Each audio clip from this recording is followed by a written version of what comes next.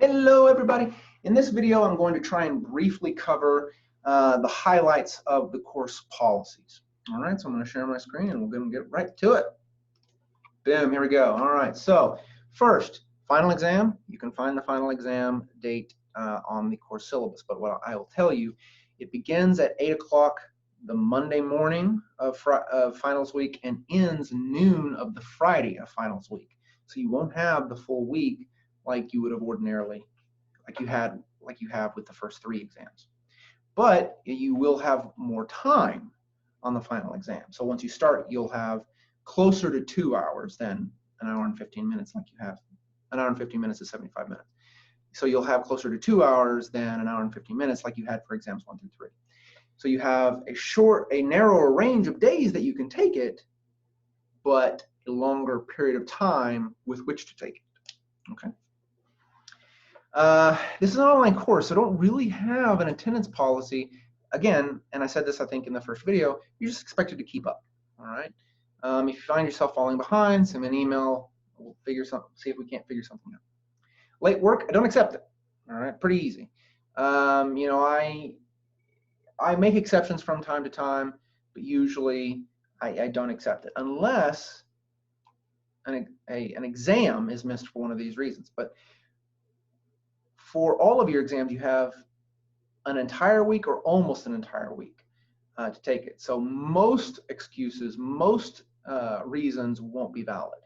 Now that is not the case if you have like an extreme medical emergency that puts you in a hospital bed for a week, including the COVIDs. All right. So if you have an extreme medical emergency, that's different. If you have incredible bereavement, right? You've lost a significant other. These are unique situations. All right. And I'll work with you. You just have to reach out to me. Okay. For extra credit, you can earn up to 40 points of extra credit in the class. It's a little less than 5% of your course grade. And you can do it two ways. You can either participate in research being done at Cameron. So all you have to do is log in to Cameron's SONA website. If you took General Psych at Cameron, you probably already have a SONA account. If you didn't, then I have instructions in the Start Here section about how to sign up for a SONA account.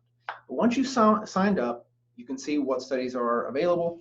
And right now, I don't know how many there are, but me and one of my friends from Cameron, Dr. Jassir, will be posting at least one, maybe two, over the course of the fall semester. And you'll get 3 extra credit points for each of those you complete. And to get credit for them, all you have to do is that at the end of the semester, just take a screenshot of your main account page and upload that to the study extra credit assignment link. You can also, if you want to, take a snapshot of each of the information sheets, also sometimes known. The information sheets take the place of informed consent. So either an information sheet or an informed consent, just take a screenshot of it. It's usually at the beginning of the study, and submit that to that extra credit study link in Blackboard. The other way that you can earn extra credit is by doing additional outlines. So you've got to outline 2 chapters for each unit. But there's more chapters there's more than 2 chapters for each unit. In Unit 1, there's 4 chapters. In Unit 2, there's 3 chapters, and that's also the case for Units 3 and 4. So, and we don't cover every chapter in the book. There's about 3 chapters at the end of the book that we don't cover. So, if you wanted to outline one of these chapters that you didn't submit for a grade, you can submit it for extra credit. Now, they are graded differently when they're submitted for extra credit. You can only get up to 5 points per outline if they are submitted for extra credit. Okay, and you can read more about how they're graded here. All right. My policies for electronic materials like computers and cell phones. We don't have class per se. We're not meeting in a classroom. This is an entirely online course. So you need these things, whether you're computing from your phone or from your smartphone or from your laptop or your desktop, it doesn't matter. You need these things, all right? So taking this class, enrolling in this class, means that you accept that you are expected to have a reliable computing device, all right? And if you don't, that you have access to it, all right? So make sure, if you don't have a good computer, make sure that you always have one available to you, either through a library or something, all right? Recording, I posted a lot of, and will be posting more lecture videos occasionally, and I post them to my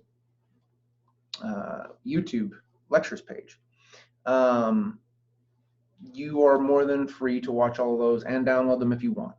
All right, I prefer you not download them and just watch them online. So, but I don't have a way of preventing you. So I don't have a way of preventing you from downloading them. So I'm just going to ask you, please don't download them. Just watch them on YouTube. Okay.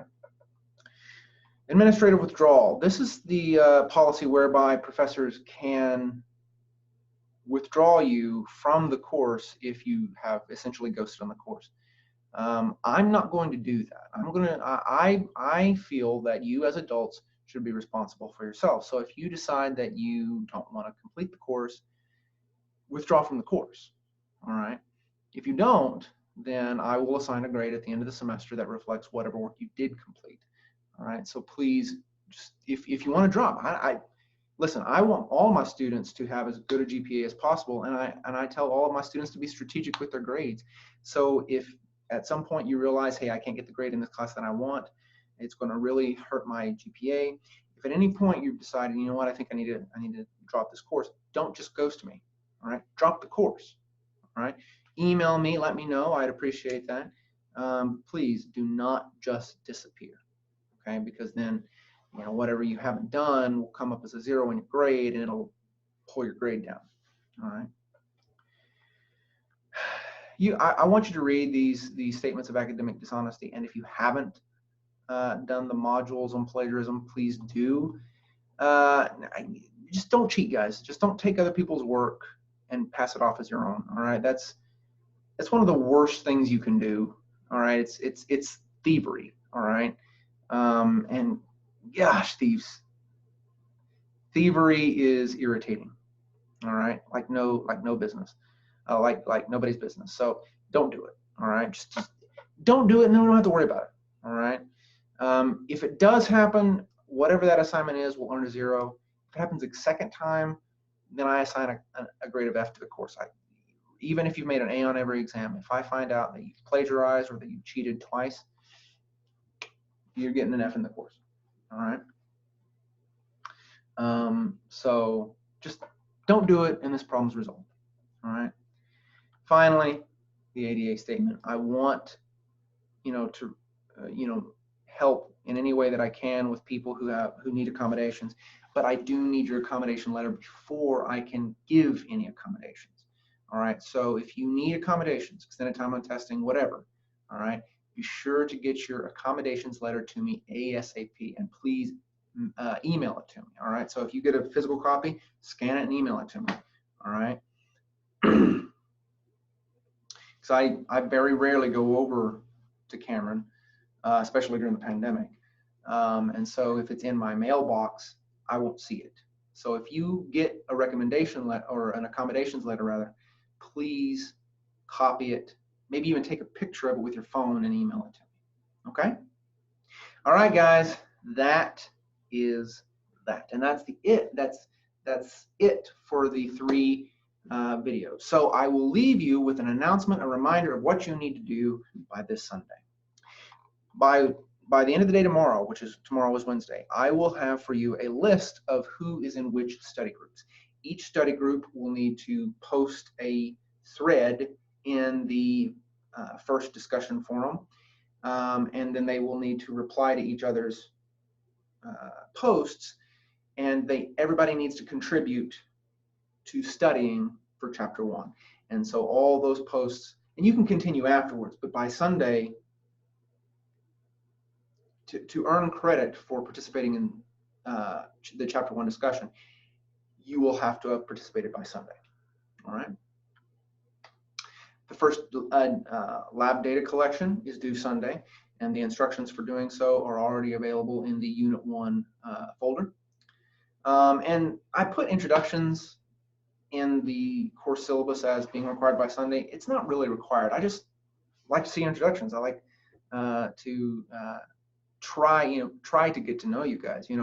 Online education like this is so impersonal oftentimes, and I like to make it.